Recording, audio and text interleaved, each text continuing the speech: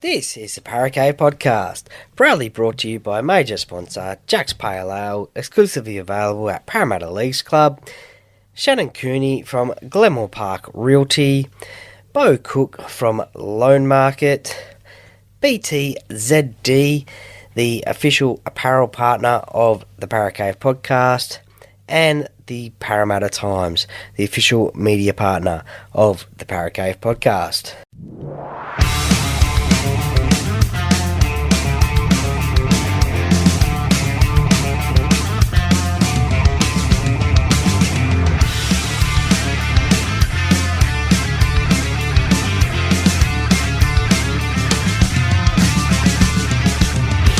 Welcome to another episode of the Paracave Podcast. And now over to your host, Troy Warner, broadcasting live from the world-famous Paracave.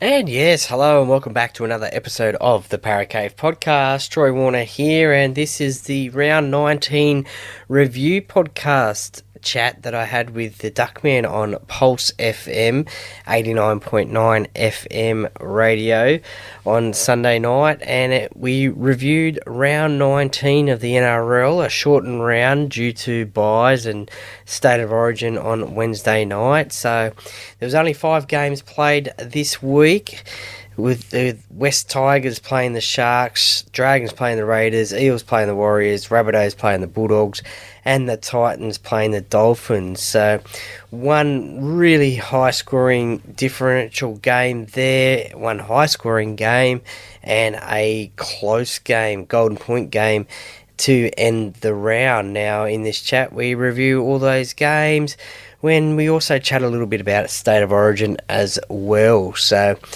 this is the chat I had with the Duckman on 89.9 FM radio, and on Friday nights, which will probably come out as a podcast on Saturdays, will be the preview of the round of the NRL as well. So you can tune in live on a Sunday and a Friday night at 7:05 PM, and you can hear the live chat of this, or you can catch it up on the podcast here on the Paracave Podcast each week as well. So hope you enjoy that one, and thank you very much, Duckman, for having me on your show once again, and let's get into it, and over to you, Duckman.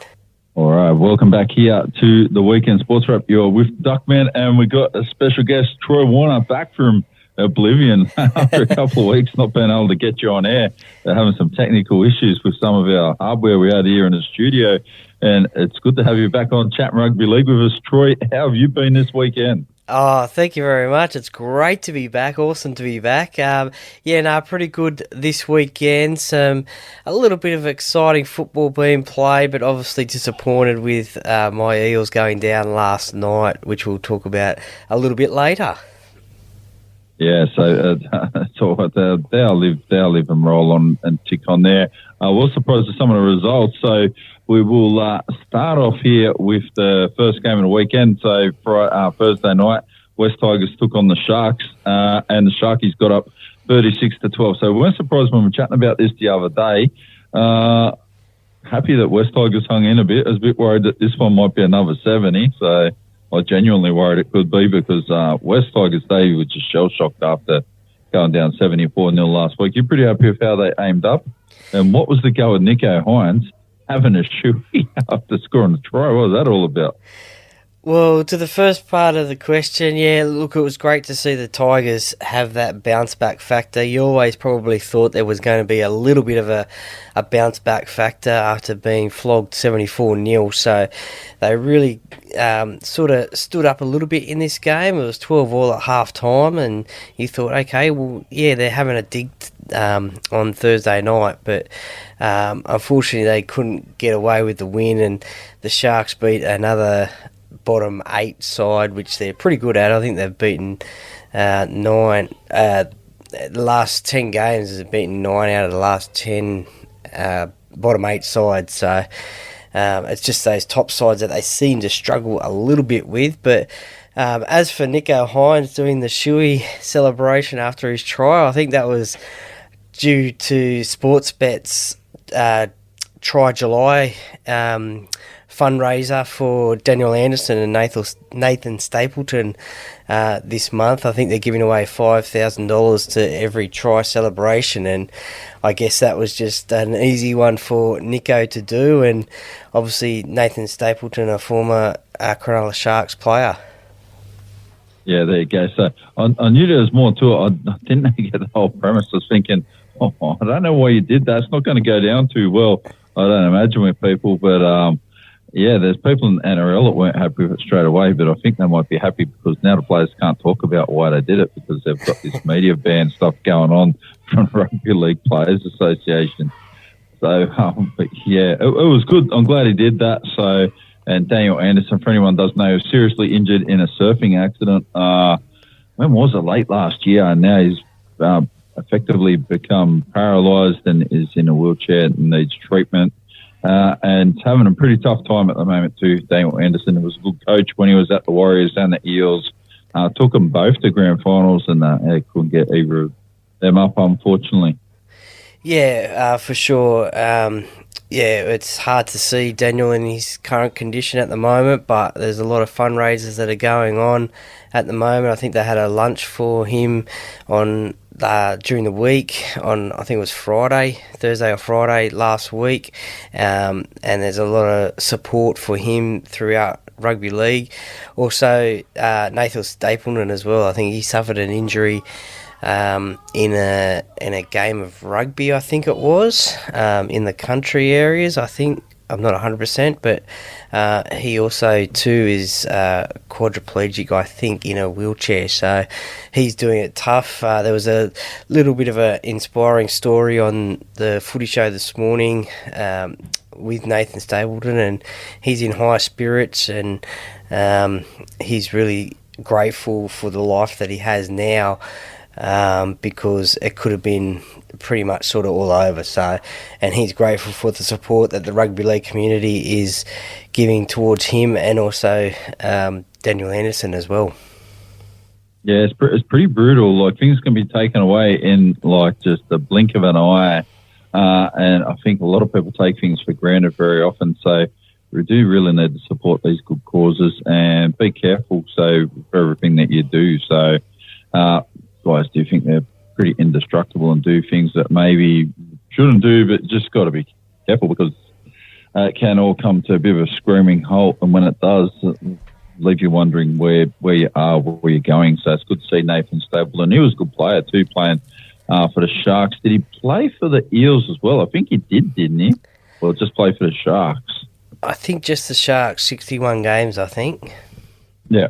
Yeah, so he's there for a while. He's a good player on the rise, and happens to many players. A lot of people come through in rugby league, so not everyone's going to play 300 games, unfortunately. So, but yeah, he was a solid player. Back in the day, I remember him being a good player. So, yeah, wish him all the best, and Daniel Anderson as well. So, what do we make of the Sharks' form? But so I think they look pretty good. But Sharks fans are saying they got a chance to win the comp, but people are taking pot shots at them, saying they always say that when they beat the bottom four sides. Yeah, look, they've had all their buys for this year, so they've got no more guaranteed 2 points coming their way. So their next game is against the Warriors, who were on fire on the weekend. But as I said, they have a tendency to play good against the bottom 8 sides. They struggle a little bit against the top 8 sides. They have beaten Parramatta, who were out of the top 8 at the time they did beat them, but they just seem to struggle a little bit against those sides. They're a little bit different to last year. Last year they were pretty consistent, so it's going to be interesting the next few weeks for the Sharks to see how they go, and obviously try and cement that top 4 spot and roll on into the semi-finals, where last year they went out in straight sets, so they won't want to do that again.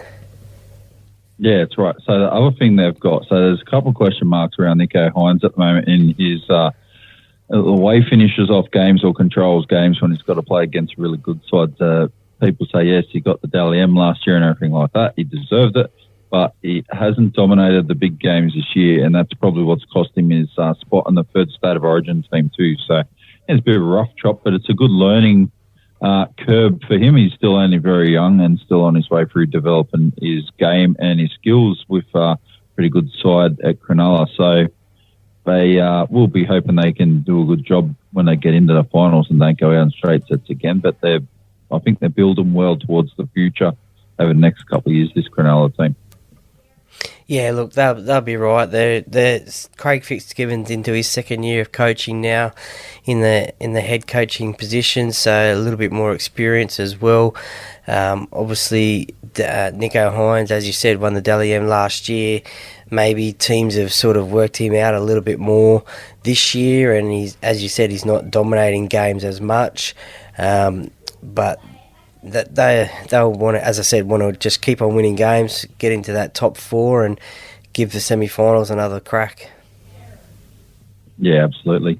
We'll roll on to the next game, a Friday night game. So it had the Dragons up against the Raiders. So Dragons are another side that left people scratching their heads a little bit this year. Their fans won't be happy because they're sitting down the bottom of the table as well. Not right on the bottom at the moment, but they're not far from it. The Raiders come into Wollongong and got the Chockies 36-26. So we did say the Dragons play good at Wollongong, and they did again this time at WIN Stadium, but they weren't able to get the Chockies there. Yeah, pretty slow start for the Dragons in this game. The Dragons were down 24-6 at half-time. Matt Timoko for the Raiders, he was on fire. He scored a couple of tries during the game and just made some really good bursts through the middle of the Dragons side, and he was playing really well. So the Raiders, they jumped out to a 24-6 lead, and in the second half the Dragons came back, and the Raiders, they'll be disappointed with that. Even though they got the 2 points, they'll be disappointed that they let the Dragons back into the game and scoring 20 points in that second half and potentially nearly losing the game. But they got the 2 points. Michaeli Ravalawa scored a triple for the Dragons, and also Zach Lomax, he scored a couple of tries and kicked 3 goals, and a lot of people were saying that he was on the outer at the Dragons. The Dragons said that he could probably ask for a release and sign with another club, but he turned in one of his better performances of the year, and as I said, scored a couple of tries, kicked some goals, and really showed that he wanted to stay. He'll want to stay at the Dragons. So, as I said, the worrying thing for the Raiders is they let 20 points in the second half and potentially nearly lost the game. They got the late try to Sebastian Chris, who has re-signed with the club for another few years. And it's a good fullback. Yeah, he started off, I think, in the centres at Canberra, and now he's gone back into that fullback role. So he's really learning his craft there at the fullback position, and probably cementing that spot there as well. So the funny thing that came out of this game was a post-try celebration, another one for the Try July fundraiser, and it was what you call it, a piss take of the Aussies in the Ashes, the Johnny Bairstow run out. So that was quite funny and well thought of. Had Elliot Whitehead pretending to be batting, and the ball went over the top of him, and then I like the way they did that. That was quite funny. So. Yeah, even grabbed the attention of Englishman Piers Morgan on Twitter, and he was tweeting about it as well. So it's made worldwide news, that post-try celebration. Yeah, there it goes. So let's see where that goes from there. So England, talking about the cricket there, that Stuart Broad edged one the other day. I'm not sure if you saw it. He edged it the first slip. It's pretty clear that he edged it. I didn't hit it. They just stood his ground, and get given out. It's just unbelievable stuff. It's completely defiant. There's talk that Blake Austin's trying to come back into the NRL next year, and I would think that Blake Austin would be a very suitable candidate for a spot at the Dragons or at West Tigers. So would you be looking at Blake Austin for something like that if they were trying to sign something? So he's looking for a club, so surely these two clubs would be looking for someone like him.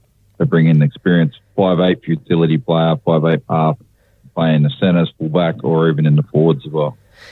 Yeah, for sure. I mean, we saw when he was at Canberra before he left for the Super League, he was playing some really good games, winning some games for the Raiders.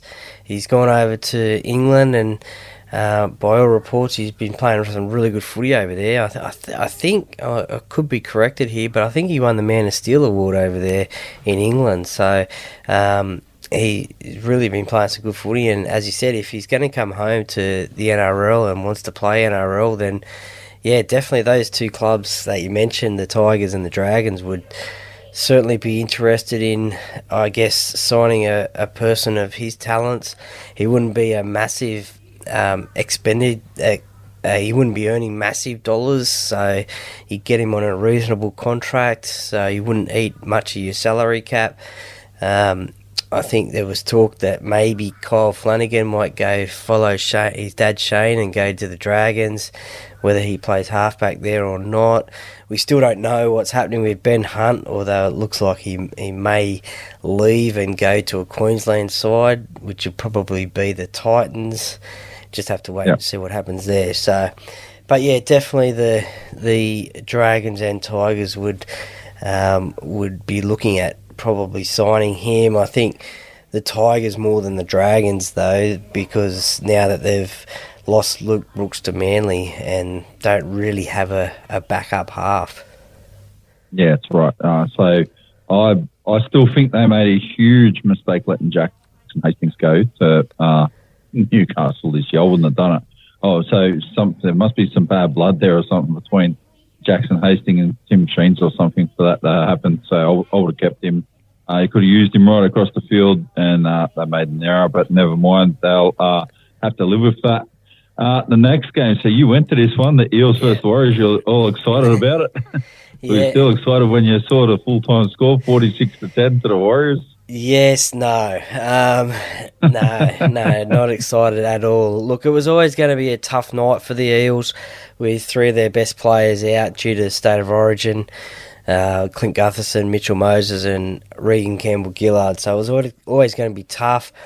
The Warriors, they had four players celebrating milestone games: Adam Fanua-Blake, Dylan Walker, Wade Egan and Sean Johnson as well. There was a little bit of talk during the week whether Sean would play or not, due to his wife due to give birth to their second child due on the 10th of July, I think, so very close there. But he boarded the plane to come to Australia, and I guess once you do that, you know that he was going to play. But there was a little bit of rumours as well that SJ was going back to New Zealand, but obviously that didn't happen. And the Warriors, look, they're playing some great footy. There was a big contingent of New Zealand Warriors fans at the game last night, which is just showing you how good they're going in this competition at the moment. They blitzed the first half 30-4, and the Eels, they just missed those three players, and the Warriors roll on. Yeah, I think Guffo would have been a big loss. I would have thought the Eels might have brought in Bryce Cartwright in the 5'8" or something there to try to do something different. It didn't work, obviously, what they were trying to do, and what can you do about it? You just got to move on. Warriors were full strength and aimed up, had a good game.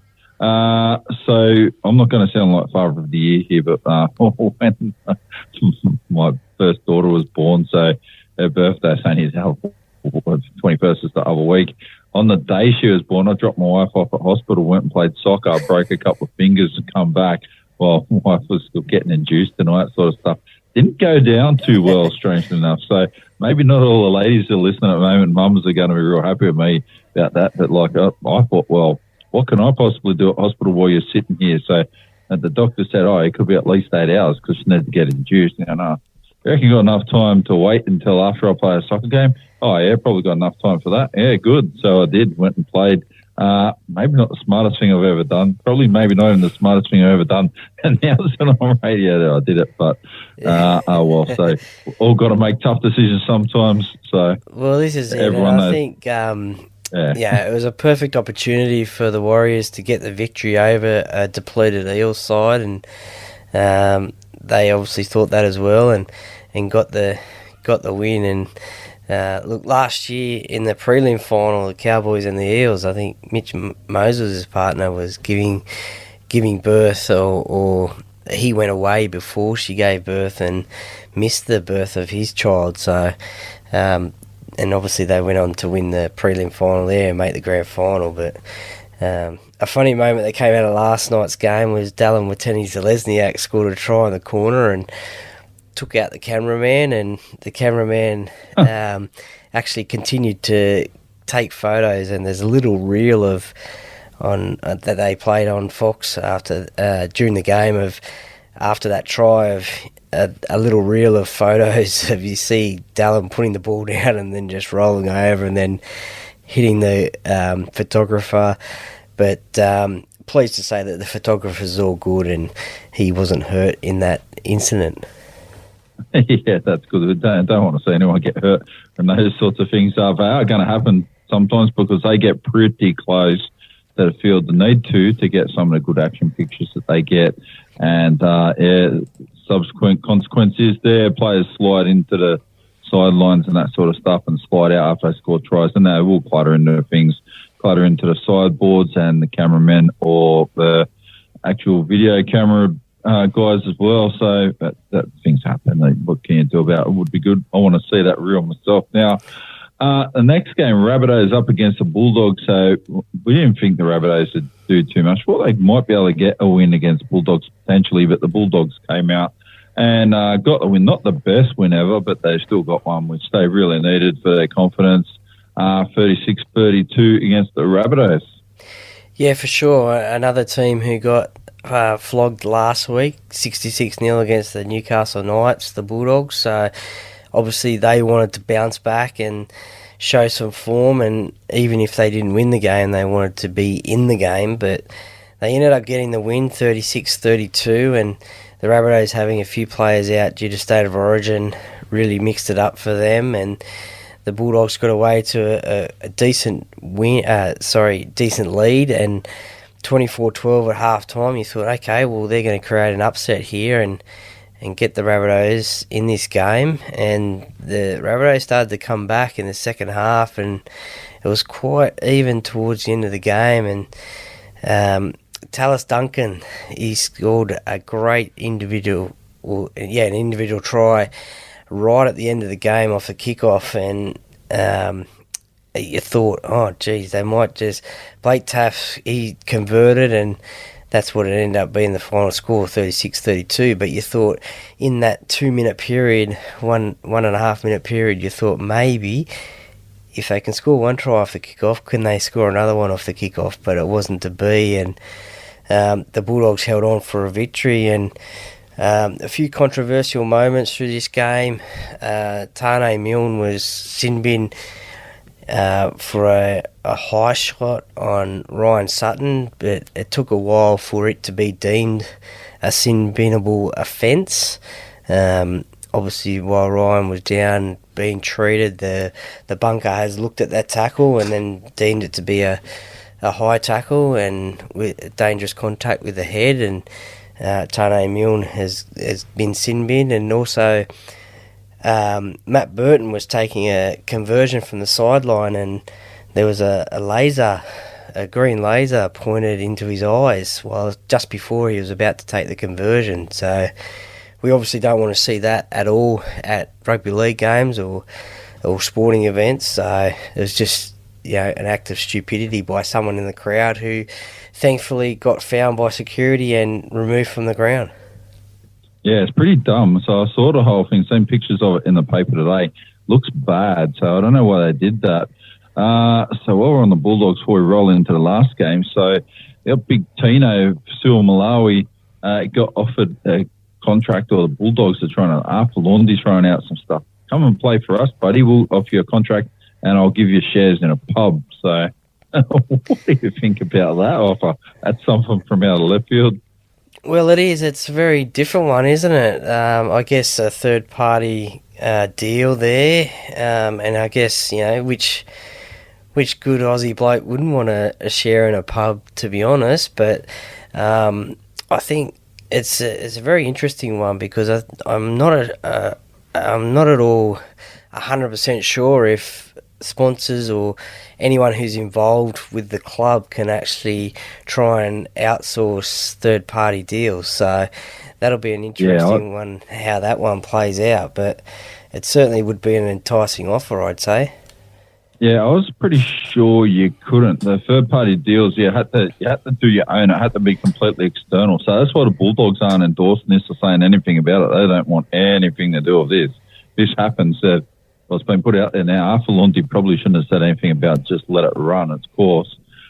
Wait until negotiations happen and do your own deal behind closed doors, whatever. But by putting it out there up front, that doesn't look good. So particularly if he's not allowed to be involved in it. So that he might find out, no, you can't do that. So this will all come to a screaming halt very quickly. But it makes you wonder then, what else can you offer people? So if that's the case, so all right, if that's a third-party deal, does that mean if a property developer like Harry Triggerboff, could he literally say, well, I'm a sponsor of West Tigers, I can offer players house? Is that going to be all right or is that not all right? How does that work? So where does it start and finish now? Like, it gets pretty murky all of a sudden. Yeah, definitely it does. Just have to wait and see how this one rolls out, I guess, if all the reports are true. So, and then if Tino does end up at the Bulldogs, well, then I guess that can happen, and then I guess all clubs will be looking for trying to get very wealthy sponsors on board, and just so they can offer these third-party deals, and that's how the rich clubs or the clubs with rich sponsors get good players, great players, and the other clubs suffer. So it's not a very even playing field in that regard. But I think this all happened because I think Big Tino and David Fafita had a clause in their contract about Justin Holbrook being the coach of Gold Coast Titans, and he, as we all know, he got sacked a few weeks ago now, so they've got a get-out clause of the Titans. So it'd be interesting to see what happens. They might even stay at the Titans anyway. So, and this might all be just talk. I actually think they'll both stay. I think Titans might rejig their contract so they remove that clause, number one. That'll mean that's contract upgrade to some degree. I think they're building something pretty good at the Titans at the moment. Really, last year I wonder what was going on, but they were just off the boil. So you can see how Justin Holbrook got the flick, unfortunately, this year. But it's tough. And the other game this weekend, so the Titans took on the Dolphins today, and the Dolphins got 23-21. So first question got to ask is, was that golden point extra time? Did someone get a penalty or did someone kick a 2-point field goal there? Because, a couple of anomalies there. No, so what happened was it was a offside penalty against the Titans in Golden Point, and Jermaine Asako kicked the winning goal. So the Titans, they were playing some really good footy. Kieran Foran was turning back the clock, and he scored the first Titans try of the game, and then he did a try assist to Philip Sami on the wing. Great pass out to him.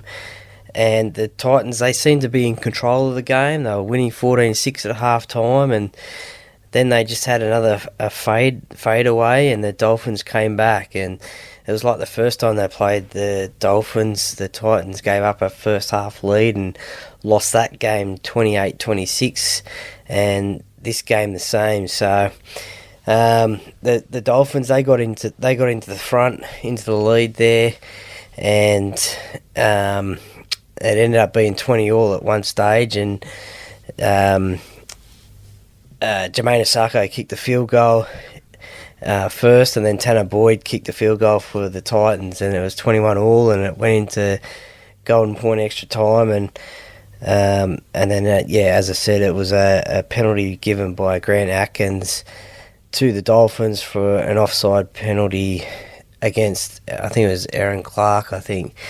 In the commentary, you heard him say that I told him twice. Kieran Foran was questioning it, and he said I told him twice to stay on side, and he went early, and it sucks to lose a game like that, but it was the correct call.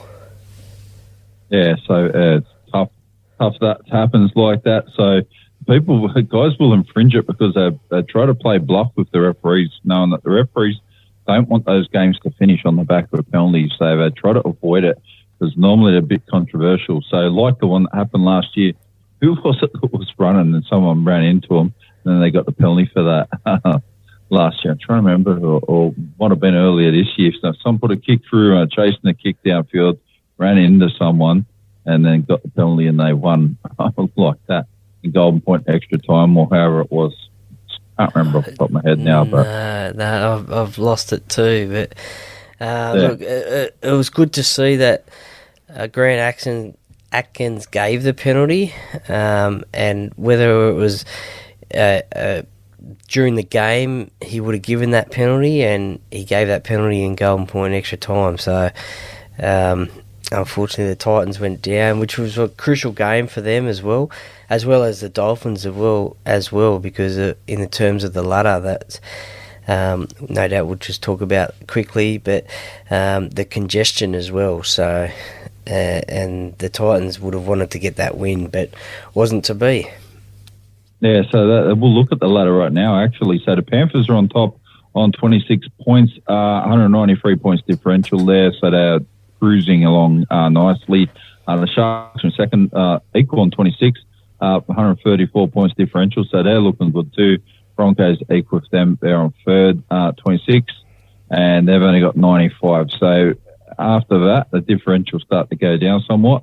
The Raiders in fourth have got a minus 55 differential on 26 points too, but they've had, so some of these sides have had up a few buys already, so that's why they've got a few points. There's still obviously more sides going to have buys because 17 teams in the comp. Warriors are in fifth on 24, Storm sixth in 24, Eels seventh on 22, Rabbitohs eighth on 22. So the Eels, despite the loss, they'll be happy where they're sitting at the moment. So better to be in the eight than out of the eight. At the moment, I reckon you're going to need 28 to 30 points to make the top eight. The last team will probably get in because it's so tight this year. They're probably going to scrape in maybe a 26, but that, what to be looking at that. We'll keep on rolling down anyway. So got Rabbitohs on 22 in eighth, Cowboys ninth on 20, along with the Titans on 20 as well. In 10th, Sea Eagles 11th on 19. So I reckon they're done their dash. The Dolphins, I think they're probably going to be done too because they got a minus 83 differential. They're on 18 points. They can probably get super close. I think they might finish 9th or 10th in the end. Then after the Dolphins, it really does drop off. So Roosters 13th on 18, minus 92. So that unless they have the world's biggest form turnaround, they've got the players to do it. They're the only side outside really the top eight that could potentially make it. Outside of maybe the Cowboys. Cowboys are the only side I can see now that can make the top eight other than the Roosters that's not in it right now. The Dolphins, I think they'll go close but not quite make it. Titans are probably better, same, you know. Knights are sitting at 14th on 17 points. Bulldogs sitting at 15th on 16 points. Dragons sitting second last on 12, and West Tigers are last on 12 as well. So a differential is the difference here. So if the Bulldogs end up on the same points as them, they got minus 216 differential. It's not good. Dragons minus 137 and Tigers are minus 179. So Bulldogs don't want to get whacked hard any more times or they're going to have problems. I think they've got a couple more wins in them. I don't know about the Dragons and West Tigers. So I thought West Tigers a few weeks ago might start climbing, particularly after they whacked the Cowboys. Then the way they got beaten was just bad, mentally bad for them. Yeah, so in a couple of weeks' time, I think the Dragons play the West Tigers, so that might be a game that might determine the wooden spoon. As you said, the Bulldogs are a couple of points in front of those two sides, but their differential is way worse than those two sides. So, as you said, they won't want to lose too many games by big points, otherwise those two sides could catch them and they may end up with the spoon. But I think, yeah, definitely from the Knights down, I think their probably seasons are gone. The Sea Eagles and Roosters are hanging on by a thread. And and from the Dolphins up, it's just really congested. Buys are a big thing that have been in this competition so far, and the Broncos and Rabbitohs are going to be... They've only had one bye, so I think the Broncos had their second one this weekend, but the Rabbitohs they've only had one, so they've got another two byes. The Cowboys, they had their second one this weekend, so I think from the Dolphins up, it's still relatively congested, and positions can chop and change here and there depending on results, and maybe the team that's outside of that 8 at the moment, it's probably the Cowboys that may be the ones who force their way into the 8, and then it's going to be interesting to see who goes out of the 8. As a Parramatta fan, I know that we play the Storm, we play the Broncos, we play the Panthers in this final weeks of this competition, so they're all in the top 8, so that can change as well. We also play the Cowboys as well, so look, it's going to be an interesting 7 weeks of the competition to go. Yeah, so I actually think having a look at the top 8 there, then who's outside it, I think the Roosters are done. I think they're too far behind now. That I don't think they're going to get. I think they're going to have a hit for it and make a charge for it and just miss it as well. So they'll finish about 9th. I think it'll come down to Souths or the Raiders, to be honest with you. But Souths can be inconsistent when they really need. A couple of times this year they've had some close losses, and they could be winning the comp if they turn them into wins, like against the Panthers earlier in the year and a couple of other games too. Unfortunately, they're 8th. The thing is, they've got a good differential. They've got 92, so which is good. But the Raiders' differential is going to hurt them, even though they've got the wins at the moment. So minus 55. The Cowboys have got a positive 38, so they don't want to end up on the same point. And look at the Knights. They've got positive. How have they got positive 26 when they're sitting down 17th? Oh, I suppose it helps when you smash teams. Yeah. They did have a 66-0 win, so that does help.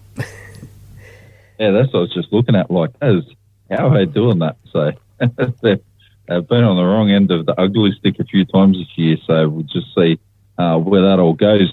State of Origin on Wednesday night. There's people riding that out saying the State of Origin is dead now.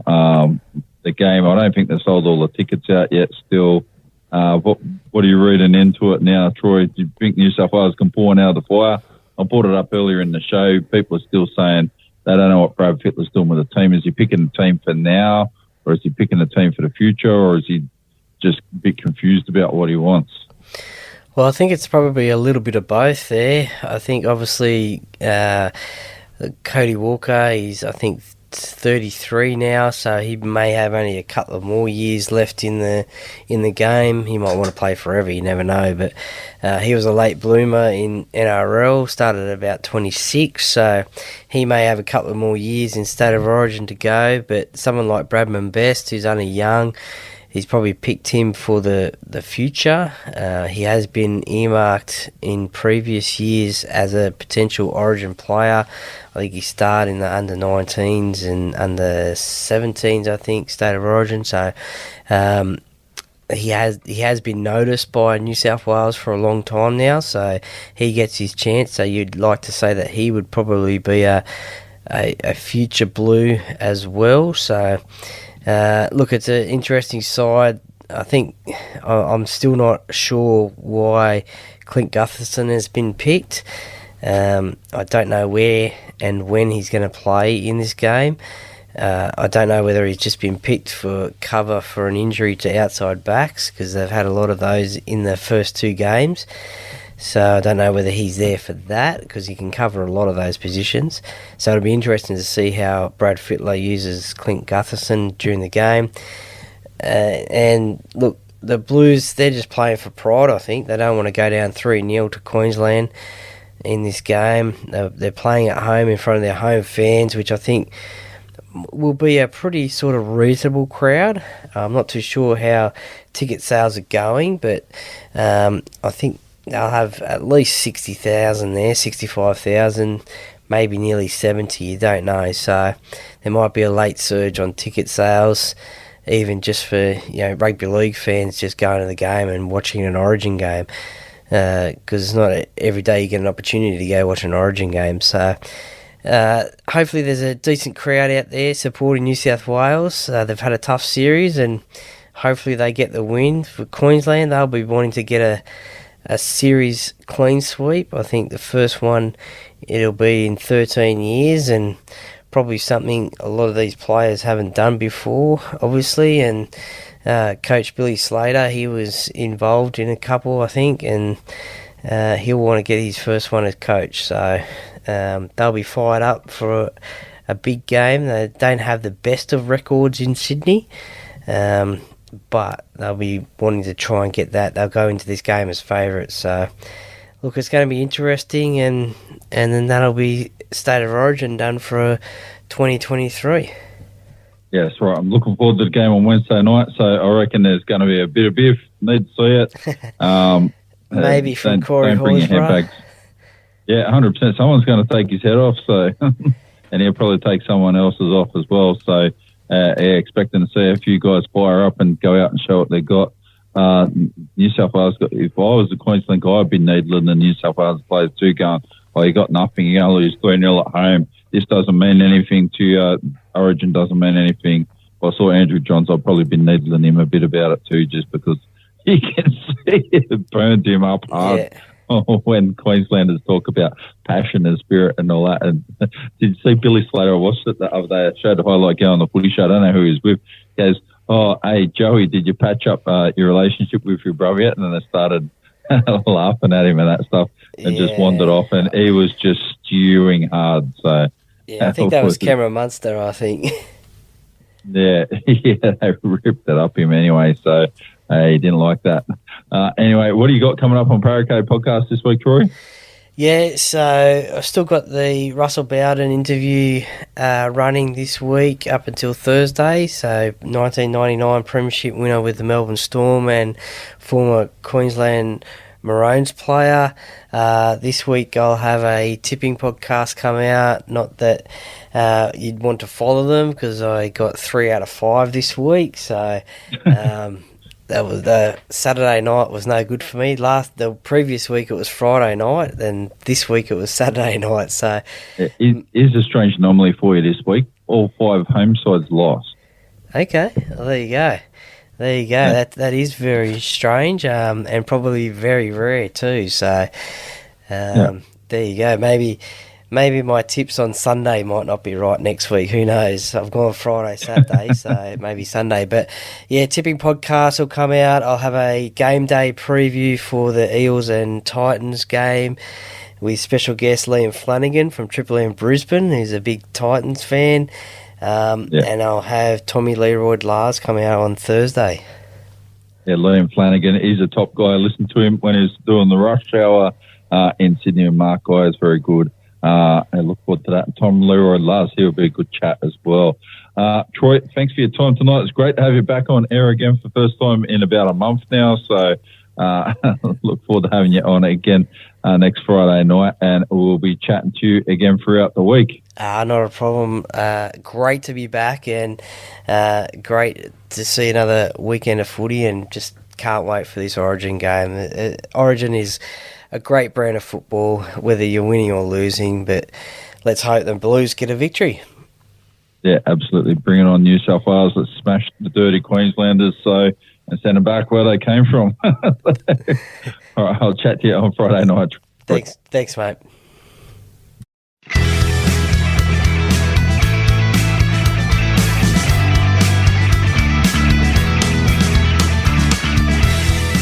Thank you for listening to another episode of the Paracay Podcast.